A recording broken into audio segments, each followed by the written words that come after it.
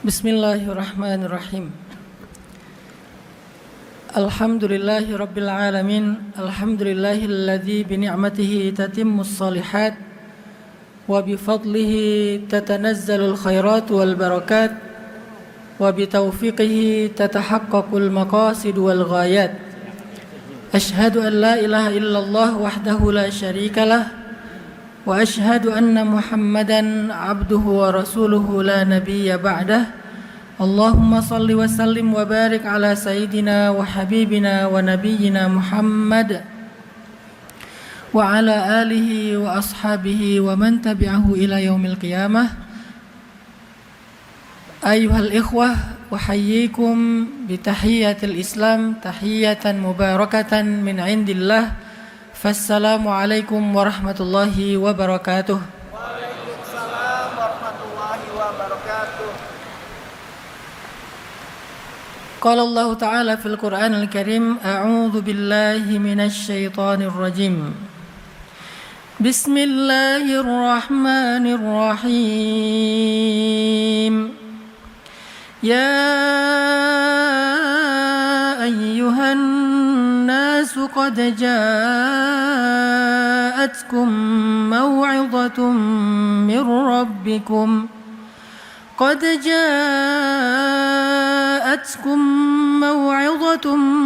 ربكم وشفاء لما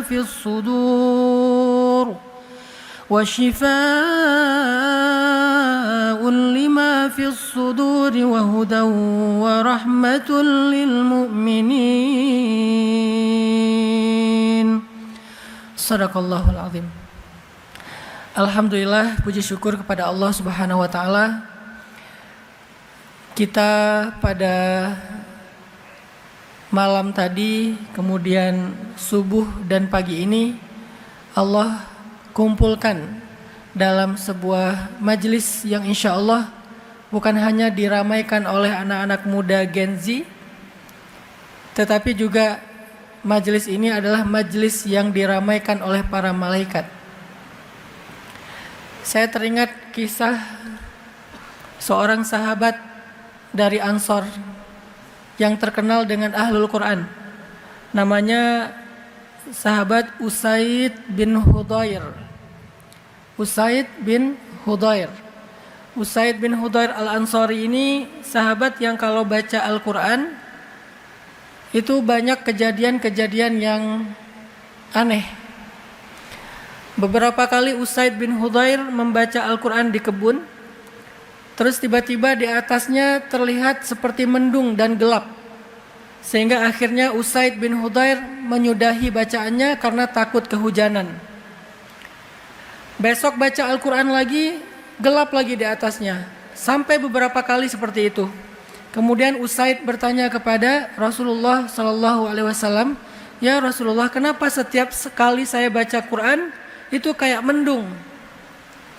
Maka Nabi menjawab, "Wahai Usaid, itu bukan awan, bukan mendung, tetapi itu adalah malaikat yang berkumpul ingin mendengar bacaanmu. Seandainya engkau meneruskan bacaanmu, maka jumlah malaikat itu akan menutupi cahaya matahari." Ini salah satu sahabat yang terkenal dengan bacaan yang membuat para malaikat berkumpul. Sehingga kita berharap hari ini bacaan Al-Quran kita, khatmil Quran kita, bukan hanya disaksikan secara online, tetapi juga disaksikan di langit. Inna Qur'an al-fajri kana mashhuda. Bacaan di waktu fajri itu sebagian ulama mengartikan bacaan imam ketika sholat subuh. Tapi juga secara general, secara umum, bacaan Al-Quran di waktu tahajud, di waktu subuh dan setelah subuh. Maka siapa yang membaca Al-Quran di waktu-waktu yang mulia itu, kana mashhuda, bacaannya disaksikan. Siapa yang menyaksikan bacaannya? Yang menyaksikan bacaannya adalah Allah dan para malaikat. Jadi kalau dalam bahasa kita disaksikan itu artinya di view. Makanya kalau pengen viral, jangan cuman berharap viral di bumi, capek. Viral di bumi itu capek. Kalau pengen viral jangan jungkir balik di bumi. Gak apa-apa sih viral di bumi, kayak misalnya sekarang lagi viral tuh Aldi Taher ya. Karena banyak yang tiket war-nya gak berhasil dapat Coldplay, akhirnya ya udah nonton Aldi Taher dan ternyata emang lebih bagus suaranya daripada Coldplay. Itu viral di bumi, bagus juga. Tapi ada yang lebih hebat lagi, viral di langit. Kalau di bumi itu Aldi Taher ditonton sekian ribu orang, terus suaranya sampai terdengar di Dubai katanya. Di banyak tempat di Dubai bukan lagi pakai Coldplay tapi Aldi Taher. Gimana lagunya? Enggak usah lah. Nanti malah sumbang kalau saya nyanyiin. Tapi kalau kita baca Al-Quran, kita khatmil Al-Quran, kita viralnya bukan sekedar di bumi. Malah gak penting kalau viral di bumi. Ada bacaan yang kalau kita baca orang gak dengar, tetapi di langit itu viewsnya sangat banyak. Trending. Ini bahasa sosmed ya. Trending di langit, viewsnya banyak, viral di langit. Arti viral apa? Kana masyhuda, disaksikan, ditonton di langit. Allah yang menyaksikan, malaikat yang menyaksikan, dan disaksikan oleh mereka jauh lebih penting daripada disaksikan oleh manusia. Sehingga harapan kita pada malam tadi sampai sekarang, insya Allah semua kita disaksikan oleh Allah dan para malaikat, didoakan, diaminkan doanya sehingga mendapatkan segala kebaikan dari setiap huruf Al-Quran. Saya mohon izin kepada para kiai, para guru untuk berbicara, berbagi dengan anak-anak Gen Z yang ada di Masjid Akbar ini. Sebetulnya ada banyak ulama-ulama dan guru-guru kita yang lebih layak bicara di hadapan, tetapi karena ini sebuah perintah dari para kiai dan juga sebuah amanah, saya ingin berbagi sedikit saja semangat. Mungkin bukan berbagi ilmu, hanya berbagi semangat. Karena seringkali orang yang berbicara di depan itu tidak lebih faqih daripada orang yang mendengar. Teman-teman mungkin pernah dengar cerita Imam Al-Ghazali. Di waktu subuh lagi ngajarin Al-Quran, tiba-tiba ada seorang mustami', seorang jamaah nanya kepada Imam Al-Ghazali, "Ya Syekh, Allah Subhanahu wa taala berfirman di dalam Al-Quran, kulla yaumin huwa fi sya'n." Setiap hari Allah sibuk. Pertanyaan saya, ma sya'nullahil yaum? Apa kesibukan Allah hari ini? Imam Al-Ghazali minta waktu, anzirni hatal ghad, sa'ujibu ghadan. Kasih saya waktu sampai besok akan saya jawab. Pulang mikir, apa ya kesibukan Allah hari ini? Enggak nemu jawaban. Padahal Imam Al-Ghazali hujjatul Islam, al-mujaddid fil mi'ah al-khamisah. Beliau seorang pembela Islam. Beliau seorang mujaddid pada abad kelima. Karena setiap 100 tahun ada mujaddid dalam Islam itu. Dan tahun ke-500 mujaddidnya adalah Imam Al-Ghazali. Walaupun ilmunya banyak, walaupun seorang mujaddid, beliau tidak menemukan jawaban ma sya'nullahil yaum di dalam ayat kulla yaumin huwa fi sya'n. Besok orang itu nanya lagi, Imam Al-Ghazali minta waktu lagi sampai 3 hari berturut-turut tidak ada jawaban. Pada malam keempat Imam Al-Ghazali kemudian sholat 2 rakaat, kemudian setelah selesai sholat beliau sholawat, kemudian beliau berdoa, ya Allah beri saya jawaban. Kalau doanya Nabi Ibrahim itu Rabbi habli hukman, ya Allah beri saya hikmah. Apa itu hikmah? Al-isabah fil qawli wal amal, tepat dalam ucapan dan tepat dalam perbuatan. Jadi tepat artinya enggak berlebihan, tidak juga kurang, tidak tasyaddud, tidak tasayyub. Akhirnya Imam Al-Ghazali tidur setelah beliau sholat, sholawat, doa, beliau tidur. Dalam tidurnya Imam Al-Ghazali bermimpi ketemu dengan Nabi. Nabi bertanya, ya Muhammad, karena nama Imam Al-Ghazali Muhammad Abu Hamid Al-Ghazali. Ya Muhammad, apa yang ditanyakan kepadamu? Imam Al-Ghazali mengatakan, dia bertanya tentang makna kulla yaumin huwa fi sya'n. Apa makna dari Allah setiap hari sibuk? Ma sya'nullahil yaum. Apa kesibukan Allah hari ini? Kemudian Nabi mengajarkan jawabannya kepada Imam Al-Ghazali. Kalau dia tanya lagi katakan, setiap hari Allah sibuk mengangkat derajat suatu kaum dan menjatuhkan derajat kaum yang lain, lalu Allah membagi-bagikan rezeki dan hidayah. Besok subuh Imam Al-Ghazali pede nih, udah dapat jawaban langsung dari Nabi. Beres sholat subuh, duduk seperti ini, Imam Al-Ghazali yang nyari. Aina sa'il? Mana yang kemarin nanya? Saya udah dapat jawaban nih. Ana ya Syekh, saya wahai Syekh. Coba gimana pertanyaan kamu? Allah setiap hari sibuk, apa kesibukan Allah hari ini? Kemudian Imam Al-Ghazali menjawab, setiap hari Allah sibuk mengangkat suatu derajat suatu kaum dan menjatuhkan kaum yang lain, membagi-bagikan rezeki dan hidayah.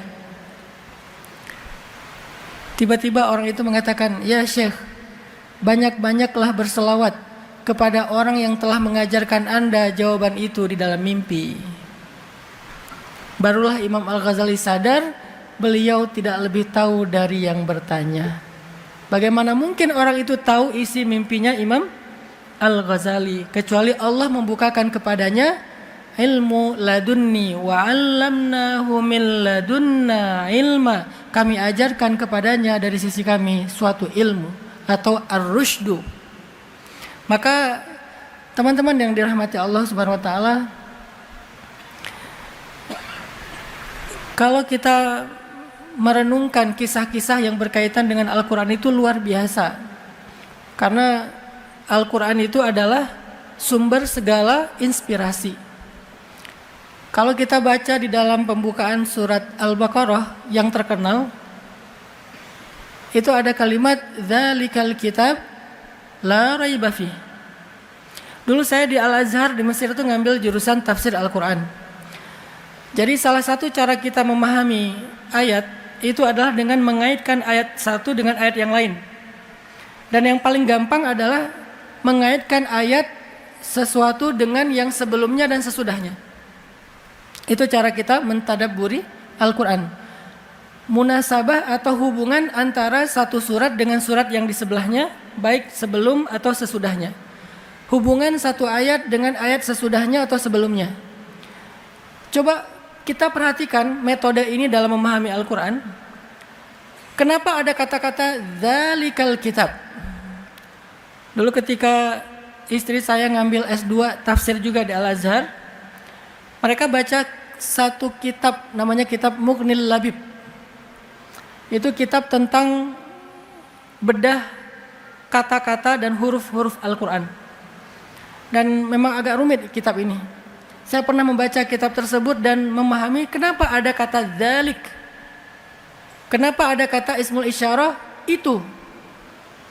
Karena sebelumnya kita minta. Di surat sebelumnya, apa surat sebelum Al-Baqarah? Al-Fatihah. Di surat Al-Fatihah kita meminta untuk diberikan petunjuk. Ihdinas siratal mustaqim. Ya Allah, tunjukkan kami jalan yang lurus. Terus Allah jawab di surat setelahnya, dzalik. Itu kata Allah. Jadi kita baca Al-Quran, baca Al-Fatihah di dalam salat, ihdinas siratal mustaqim. Allah jawab, dzalikal kitabu la raiba fihi hudan lil muttaqin. Itu petunjuk bagi orang yang bertakwa. Jadi langsung kejawab tuh, nggak jauh dari situ. Pertanyaannya kenapa itu, kenapa nggak ini gitu kan? Nanti Gus Baha yang bisa jawab itu. Kenapa itu, kenapa nggak ini? Di dalam kitab Mughnil Labib dijelaskan kenapa ismul isyarahnya itu pakai yang jauh, kenapa nggak yang dekat? Karena sama-sama isyarah itu dan ini. Ternyata jawabannya ada di halaman berikutnya. Wa in kuntum fi raibim mimma nazzalna ala abdina fa'tu bi suratin min mithlih wad'u syuhada'akum min dunillahi in kuntum shadiqin fa in lam taf'alu wa lan taf'alu. Artinya apa? Allah menggunakan kata itu yang artinya jauh, maksudnya adalah Al-Quran yang sempurna ini jauh dari jangkauan manusia. Sehingga tidak bisa diada-adakan, nggak bisa dibuat-buat, nggak bisa direkayasa oleh manusia. Dia jauh dari jangkauan manusia. Sehingga kalau kalian meragukan kebenaran dan keotentikan Al-Quran, Cobalah kalian bikin satu surat saja seperti Al-Quran. Dulu ada tuh orang Arab jahiliyah yang pengen menandingi Al-Quran. Ketika turun ayat Alam tara kaifa fa'ala rabbuka bi ashabil fil Alam yaj'al kaidahum fi tadlil wa arsala 'alaihim tayran ababil tarmihim bihijaratin min sijil, dan seterusnya. Tiba-tiba ada orang penyair Arab bilang wal fil wal khurtumit tawil, demi gajah yang belalainya panjang, diketawain satu kota Mekah. Kenapa? Karena beda banget kualitas syair surat Al-Fil dengan syair wal fil wal khurtumit tawil. Kenapa? Di dalam surat Al-Fil itu Allah bukan hanya bicara anatomi gajah. Kalau itu bicara tentang gajah itu punya belalai, itu berarti pendidikan anak-anak di TK. Bukan syair yang tinggi. Tapi di dalam surat Al-Fil Allah lagi bicara tentang sejarah di situ. Allah lagi bicara tentang kekuasaannya atau tauhid, akidah di situ. Allah lagi bicara tentang janji-janji di situ. Allah lagi bicara tentang keajaiban burung ababil di situ. Lengkap, walaupun dengan syair ujungnya sama, tetapi nggak dipaksain, tetap memiliki kandungan makna dan sejarah yang luar biasa. Tapi begitu ditandingi wal fil wal khurtumit tawil, hilang sejarahnya, hilang pesan kebesaran Allahnya, hilang keajaibannya, cuman tinggal susunan-susunan bunyi syair saja. Secara makna jadi tereduksi sama sekali. Fa illam taf'alu wa lan taf'alu. Kalau kalian nggak bisa bikin Al-Quran dan memang nggak akan pernah bisa, maka takutlah kalian kepada api neraka Allah Subhanahu wa taala. Ini artinya kenapa zalik itu ada kandungan makna jangan ragukan Al-Quran. Karena Al-Quran itu tinggi di atas jangkauan makhluk, di atas jangkauan manusia. Walaupun manusia berkumpul untuk membuat satu huruf Al-Quran, mereka nggak akan sanggup, terlalu tinggi di atas jangkauan mereka. Maka la raiba fih, jangan meragukan Al-Quran. Ini salah satu keajaiban susunan-susunan huruf, ayat, dan surat di dalam Al-Quran. Tapi yang saya ingin ambil pesannya bukan hanya tentang tafsir surat Al-Baqarah, tapi lebih kepada konteks anak muda. Masalah anak muda itu 3. 1, masalah hubungan. Maka dari sinilah muncul sad boy, ya. Ini fenomena anak muda, masalah hubungan, patah hati,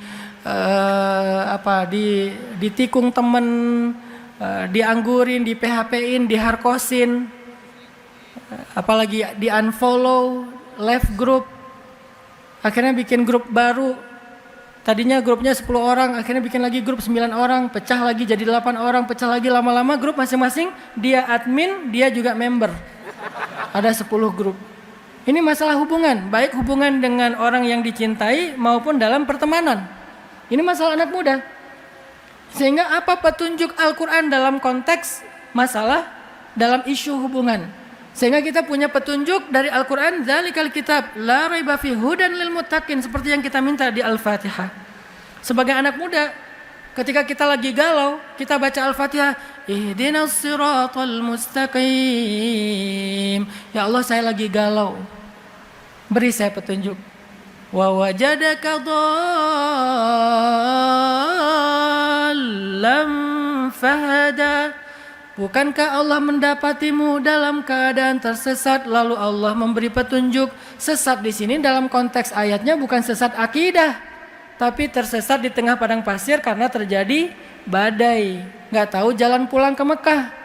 Lalu Allah menunjukkan jalan pulang ke Mekah. Tapi dalam pemaknaan konteks kita, tersesat di sini juga bisa bermakna galau, bingung. Ya Allah, nih gimana? Saya udah selesai S2, udah kerja, tapi masih jovisa, jomblo fisabilillah. Gimana cara saya dapetin jodoh? Cara ngelamar cewek itu gimana? Yang ideal itu seperti apa? Yang perempuan lebih galau lagi karena mereka tidak aktif. Yang aktif itu yang sebelah sini. Kalau yang sebelah sini dia pasif, dia nunggu.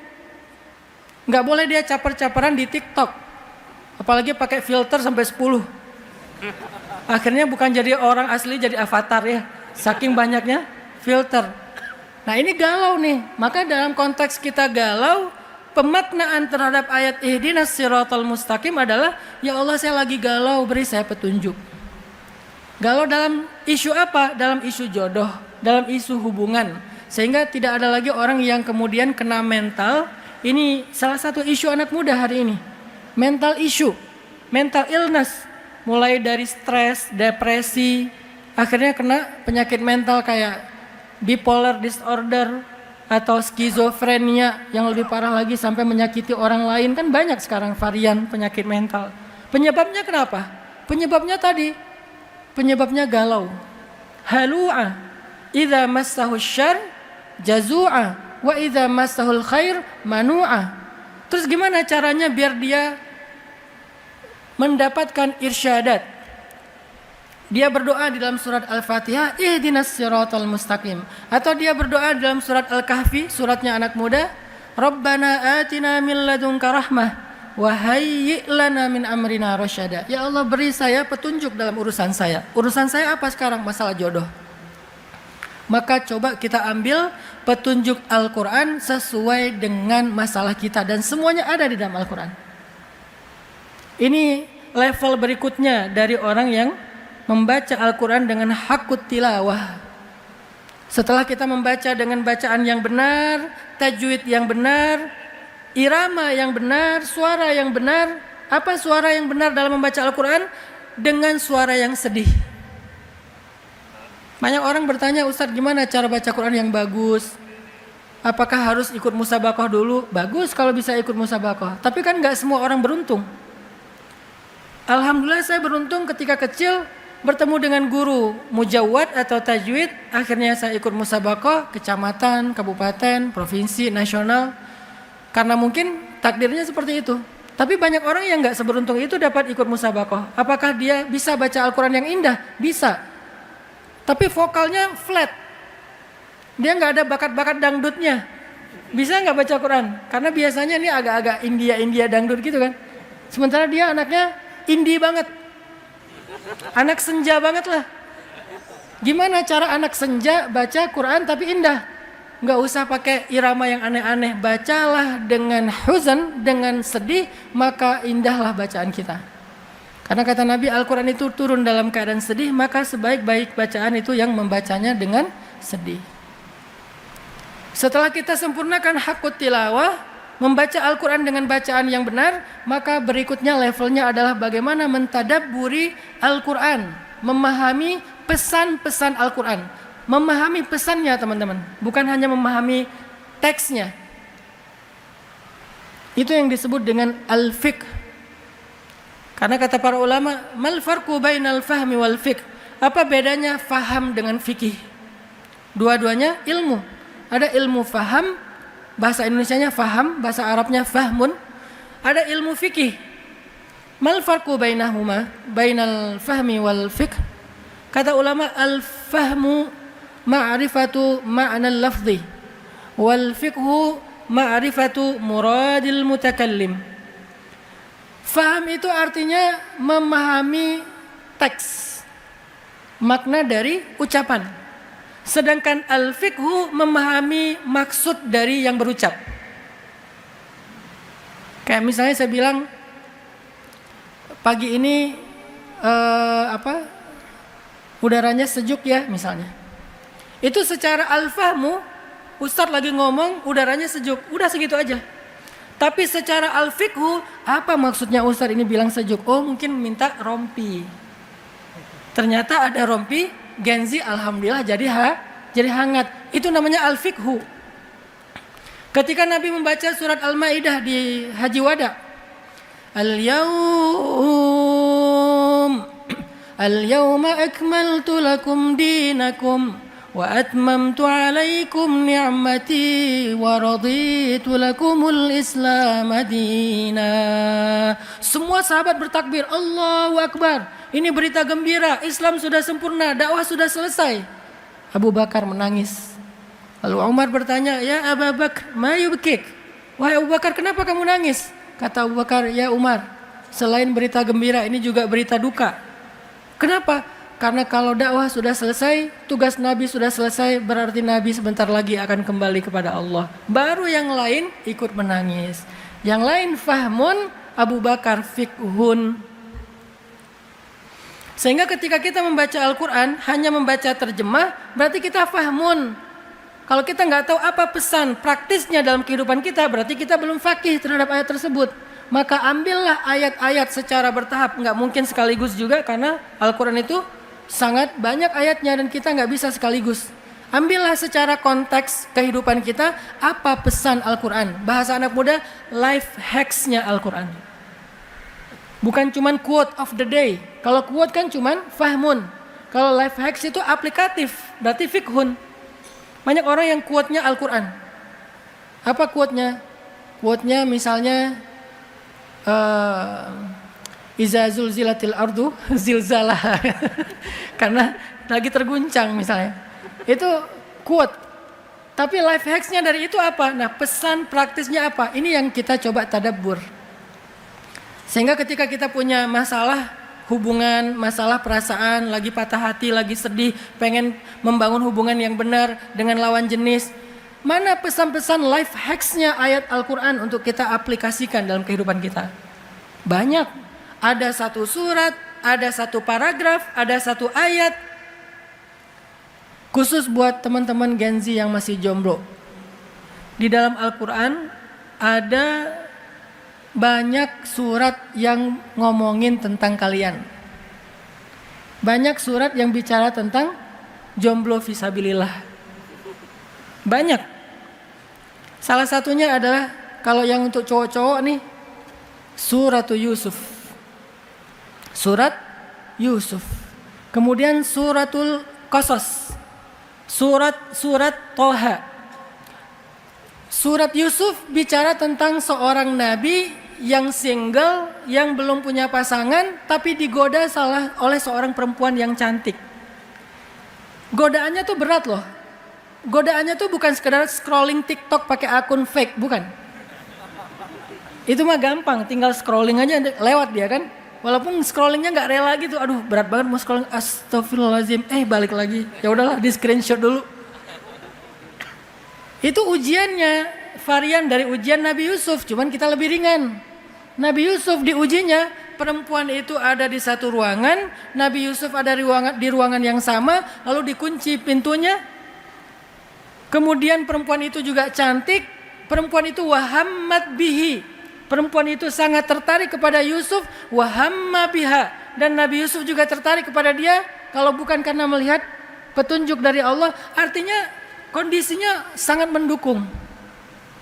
Nggak ada CCTV, nggak live Instagram, benar-benar ini private, benar-benar intimate, dan nggak ada paksaan. Perempuan itu yang mau. Sampai Nabi Yusuf udah menghindar, ditarik dari belakang sampai sobek bajunya. Coba. Ya udahlah, ini udah bukan saya yang mau, sampai sobek baju saya. Udahlah, kalau kita ya. Nabi Yusuf berjuang tuh sampai sobek bajunya. Kemudian digoda bukan dengan satu cewek, banyak cewek. Dikumpulin cewek-cewek lagi nongkrong nih, tiba-tiba dipanggil Yusuf. Yusuf, keluar Nabi Yusuf. Begitu keluar, mereka lagi ngiris buah, tapi yang diiris tangannya berdarah dan mengatakan, ini bukan manusia, ini malaikat. Jadi bukan ganteng-ganteng serigala, ganteng-ganteng malaikat. Coba bayangin, gimana gantengnya. Dan ini sekaligus juga nasihat buat jomblo yang perempuan. Mereka bilang ini bukan manusia, ini malaikat. Terus pasti lihat loh, kenapa berdarah? Saking gantengnya Nabi Yusuf, enggak kerasa ketika tangannya diiris dan berdarah.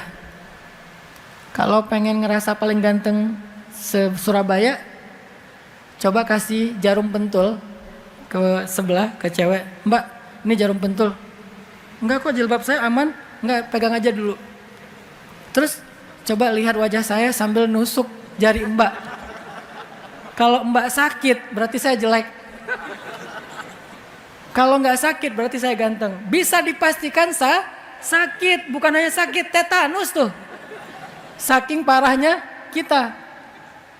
Jadi artinya kita jauh lah dengan Nabiullah Yusuf alaihissalam kalau dari sisi Dari sisi banyak hal sih selain dari sisi fisik. Artinya Nabi Yusuf diuji dengan ujian yang sangat berat. Kenapa Nabi Yusuf bisa selamat? Kenapa Nabi Yusuf bisa aman? Kenapa Nabi Yusuf bahkan pada akhir ceritanya beliau mendapatkan kemenangan dan kemudahan yang luar biasa dari Allah? Salah satu alasannya adalah Nabi Yusuf senantiasa disertai dengan doa dari ayahnya. Maka petunjuk buat anak-anak muda yang mau merantau kuliah, yang mau masuk pondok, yang mau belajar, yang mau berorganisasi, yang mau bergaul, jangan pernah berhenti meminta doa kepada kedua orang tua, karena doa mereka menjadi burhan. Kalau bahasa surat Yusuf itu disebut dengan burhan. Apa itu burhan? Tiba-tiba Nabi Yusuf kayak ngelihat wajah Yakub. Tiba-tiba Nabi Yusuf seperti ngelihat wajah Yakub, langsung Nabi Yusuf sadar dan gak enak hati untuk mengecewakan ayahnya Yakub alaihissalam. Ini salah satu life hacks dari petunjuk kisah Nabiullah Yusuf. Selain Nabiullah Yusuf juga orang salih. Tapi kan waham mabiha, ada rasa ingin normal manusia. Apa yang menahan diri beliau? Burhan dari Allah. Burhannya apa? Wajah Nabi Yakub. Dalam konteks kita sekarang apa? Membayangkan wajah ayah kita, wajah ibu kita yang akan kecewa kalau kita melakukan dosa, sehingga kita tidak jadi melakukan dosa. Berarti cinta kepada orang tua, hubungan yang baik dengan orang tua, ridho dan doa orang tua, itu menjadi burhan, petunjuk ke dalam kita bergaul dalam kehidupan kita sehari-hari. Itu life hacks surat Yusuf. Atau life hacks surat Al-Qasas dan surat Toha, kisah Musa. Ketika Nabi Musa berangkat dari Mesir ke Yordania, dulu namanya Madian, kalau sekarang namanya Yordania. Sampai di Yordania itu Nabi Musa capek banget. Beberapa hari perjalanan sendiri, gak ada kendaraan, kekurangan bekal, gak istirahat cukup. Dalam keadaan sangat lelah seperti itu, Nabi Musa tiba-tiba ngelihat ada dua cewek lagi ngantri ngasih minuman ternak. Lagi ngantri ngasih minuman ternak. Terus Nabi Musa nanya, "Ma khatbukuma?" Apa arti ma khatbukuma? Apa masalah kalian? Ada apa kalau bahasa kita? Bukan akunnya apa ya, Mbak? Bukan boleh minta nomor telepon enggak? Tinggalnya di mana, Mbak?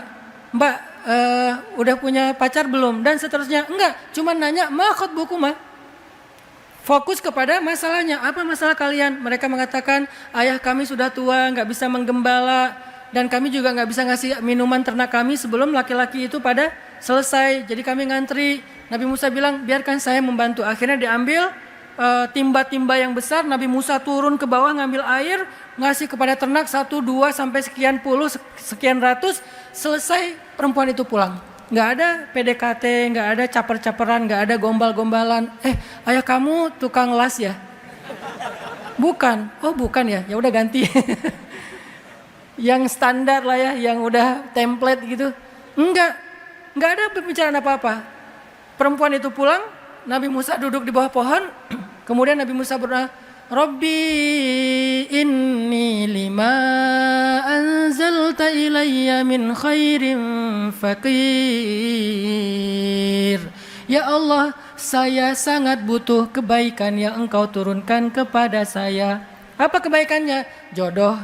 Apa kebaikannya? Rezeki. Apa kebaikannya? Tempat bernaung. Banyak. Pakai doa itu untuk cari jodoh. Rabbi inni lima anzalta ilayya min khairin faqir. Khair banyak artinya, maka niatkan dalam hati ketika membaca doa ini. Apa khair yang kita harapkan? Khair jodoh, maka min khairin dalam hati jodoh. Khair dalam urusan skripsi supaya pembimbingnya gak galak-galak banget. Khair, ya Allah lembutkanlah hati pembimbing itu. Sesungguhnya hatinya keras seperti batu misalnya. Apalagi masalah karir, masalah organisasi, masalah apapun, khair, minta khair. Fakir, sangat butuh kepada Allah. Itulah petunjuk life hacks dari kisahnya Musa alaihissalam.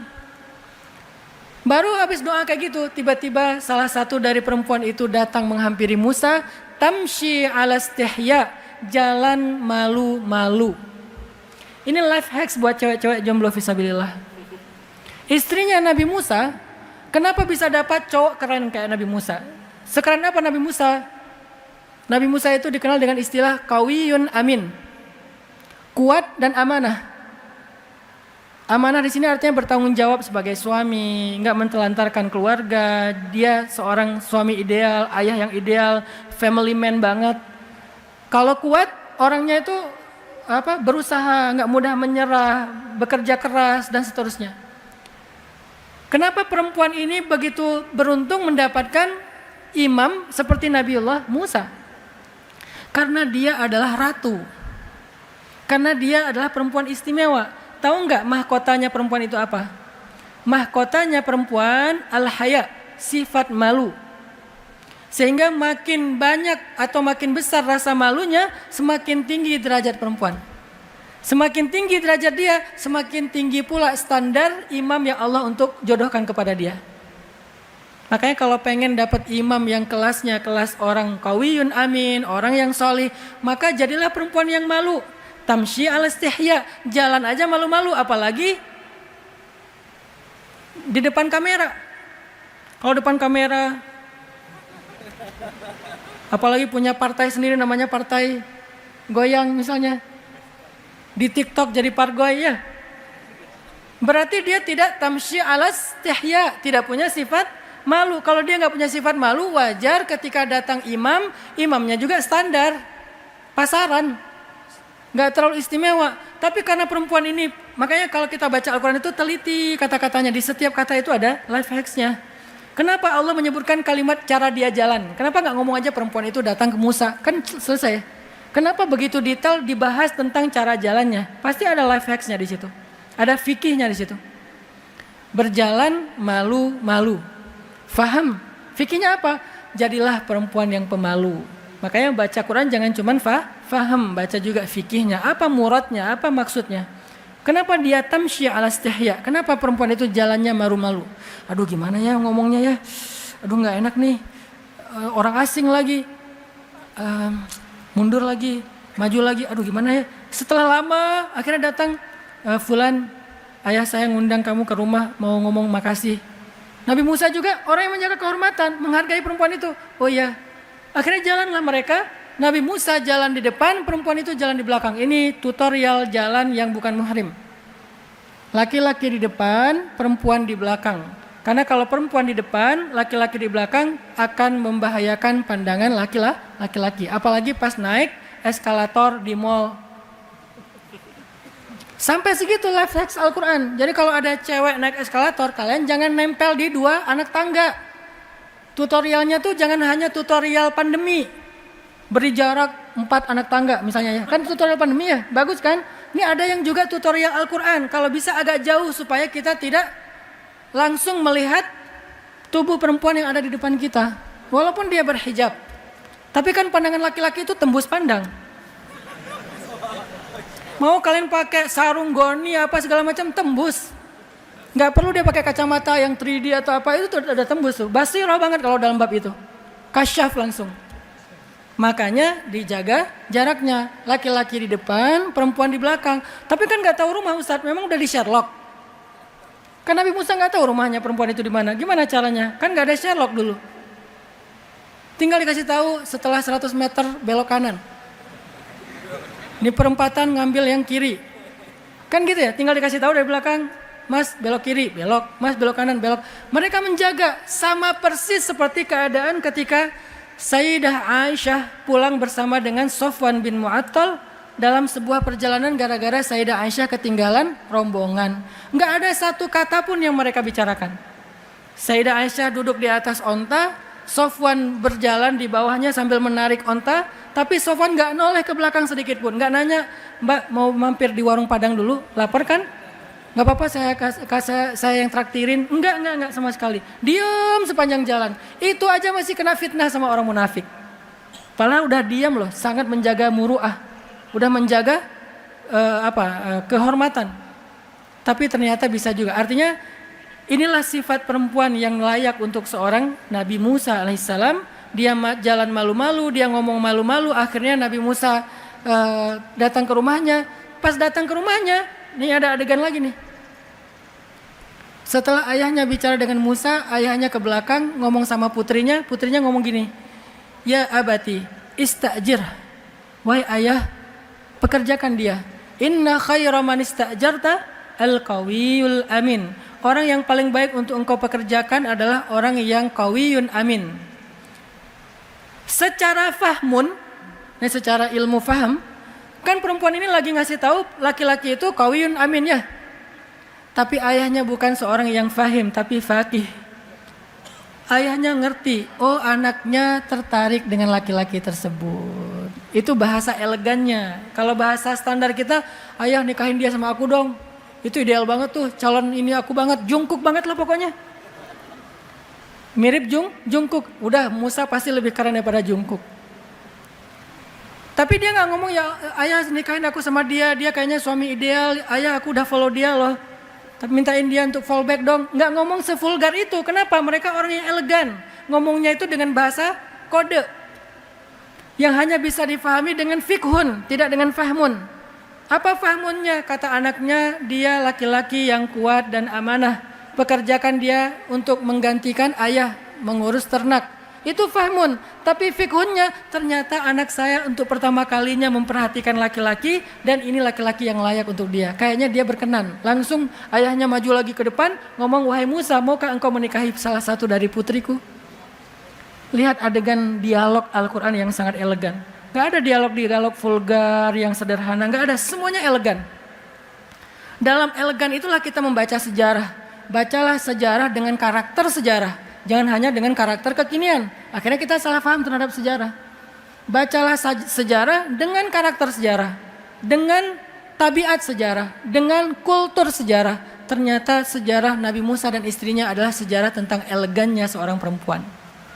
Maka bagi para jomblo, laki-laki ada Nabiullah Yusuf alaihissalam, Musa alaihissalam. Bagi perempuan, istrinya Musa alaihissalam. Dan juga seorang perempuan yang sangat hebat yang bernama Sayyidah Maryam di dalam surat Maryam. Wadhkur fil kitabi Maryam idin tabadat min ahliha makanan syarqiyya fattakhadhat min dunihim hijaba فأرسلنا إليها روحنا فتمثل لها بشرا سويا قالت. Apa katanya Maryam ketika ketemu cowok keren? Dan cowok ini malaikat. Malaikat Jibril menjelma sebagai basyaron sawiya. Allah aja bilang gitu. Apa arti basyaron sawiya? Laki-laki yang sangat ideal. Hidungnya ideal, matanya ideal, tubuhnya ideal. Ideal banget lah pokoknya. Ideal itu artinya sempurna. Yang bilang laki-laki itu sempurna siapa? Allah. Bukan fans, bukan followers. Allah langsung. Dan Allah itu standarnya tinggi. Sehingga ketika Allah bilang ideal itu benar-benar sempurna cowoknya. Fatamassala laha basyaran sawiya. Maka datanglah malaikat menjelma sebagai laki-laki yang keren. Terjemahan anak muda. Terus apa kata Sayyidah Maryam? Bukan wow, bukan. Kata-kata Sayyidah Maryam apa? Qalat inni a'udzu birrahmani minka in kunta taqiyya. Bahasa sederhananya Sayyidah Maryam malah bilang a'udzubillah. Bukan bilang alhamdulillah, masya Allah, subhanallah. Ngomongnya apa? A'udzubillah. Dengan bahasa yang lebih lembut. A'udzubirrahman minka in kunta taqiyya. Aku berlindung kepada Allah yang Maha Pengasih dari engkau jika engkau takut kepada Allah. Ini solehahnya Sayyidah Maryam. Sayyidah Maryam itu hampir gak kenal cowok. Kecuali ayahnya Imran, pamannya Zakaria, ponakan atau ya ponakannya sepupunya Yahya dan anaknya Aisyah. Di list kontaknya itu nggak banyak cowok. Itu saking terjaganya iffahnya Sayyidah Maryam. Sehingga ketika datang cowok, Sayyidah Maryam itu bukan kayak anak pondok yang baru keluar terus kayak panik gitu ya. Ternyata di luar sana banyak cowok-cowok keren. Enggak, beliau orang yang ifahnya terjaga. A'udzubirrahman. Kemudian laki-laki itu mengatakan, aku adalah utusan Tuhanmu yang akan memberikan kabar gembira, kamu akan punya anak. Apa jawaban Sayyidah Maryam? Bagaimana aku akan punya anak? Walam yamsasni basyarun walam aku baghiya. Aku belum pernah yamsasni basyar. Yamsas itu apa? Disentuh. Disentuh aja nggak pernah. Apalagi dirangkul, apalagi digandeng, apalagi dibonceng. Disentuh aja nggak pernah. Disentuh aja nggak pernah. Saking terjaganya Sayyidah Maryam. Walam yamsasni basyar, walam aku baghiya, dan aku nggak pernah pacaran. Emang gitu Ustaz terjemahannya? Terjemahannya aku tidak pernah melakukan hal-hal yang tercela. Tapi kan yang praktisnya, fikihnya, aku nggak pernah pacaran, aku nggak pernah chat tengah malam, aku nggak pernah ngabisin pulsa dengan telepon, fit call sampai jam 1 malam, aku nggak pernah dibangunin, kamu udah tahajud belum? Nggak pernah. Yang bangunin tahajud langsung malaikat, bukan cowok yang tiba-tiba sok perhatian pas ceweknya udah bangun terus dia malah tidur. Walam aku baghiyah, tidak ada pacaran Islami. Pacaran Islami tidak ada. Saking terjaganya Sayyidah Maryam. Bagaimana aku akan punya anak, aku akan hamil, walam yamsasni basyar, walam aku baghiyah, aku disentuh aja enggak, apalagi lebih dari itu, aku enggak pernah berlaku yang rendah. Qala kadzaliki qala rabbuki huwa 'alayya hayyin. Itu mah mudah bagi Allah, kata malaikat.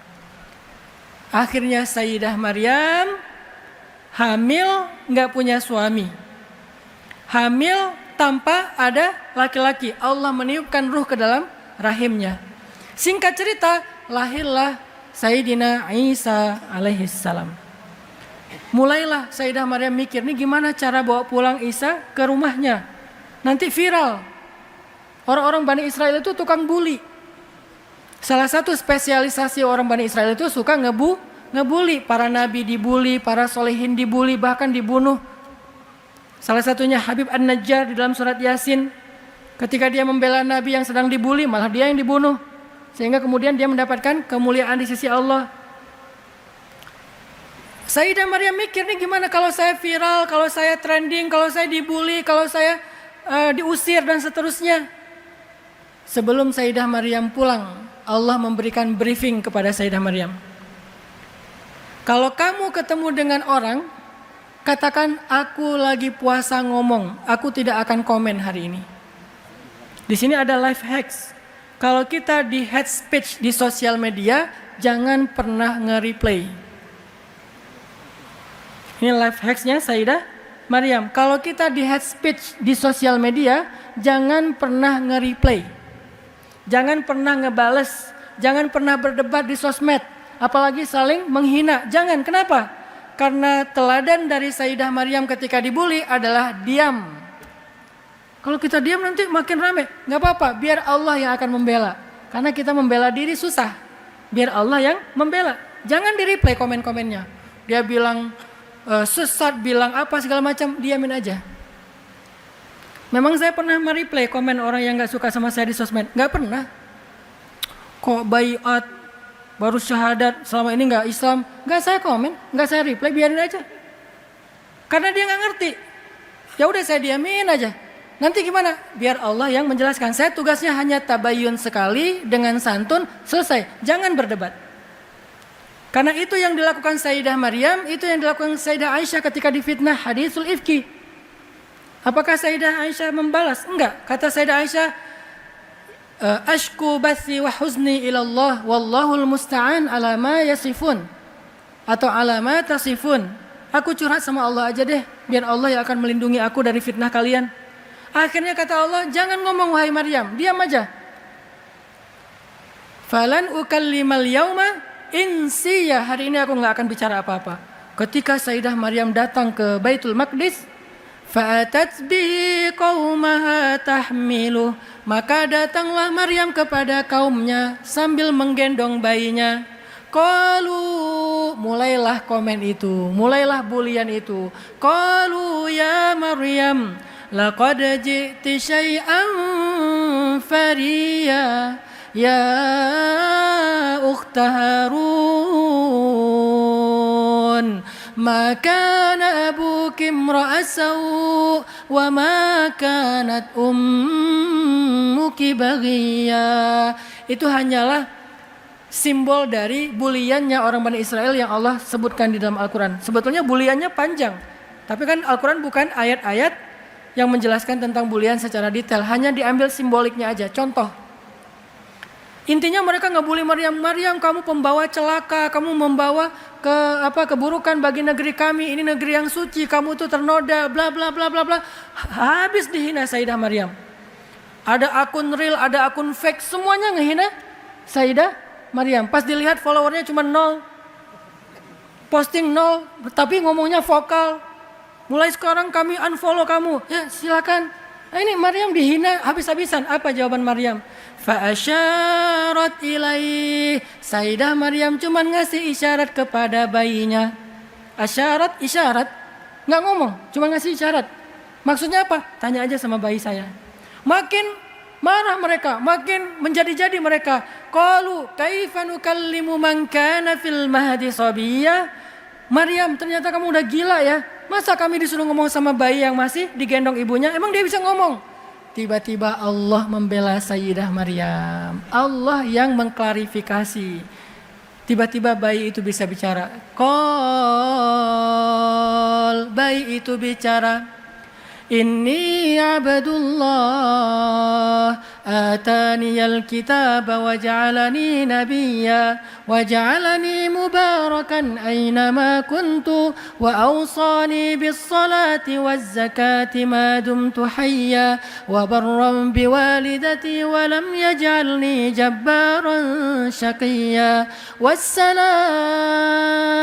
wassalamu alayya yawma wulidtu wa yawma amutu wa yawma ub'atsu hayya.